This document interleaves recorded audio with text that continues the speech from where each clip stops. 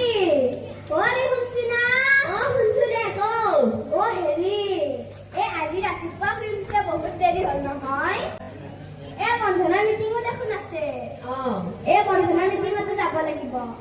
ঘৰৰ কাম য'তে আছে ত'তে পৰি আছে আপুনি ঘৰৰ কামখিনি কৰি থৈ দিব দে আৰু এটা কথা কি আজি মই বন্ধনৰ পৰা আহোঁতে মাহঁতৰ ঘৰৰ কাষতে এখন বিয়া আছে মই বিয়াখনত সোমাই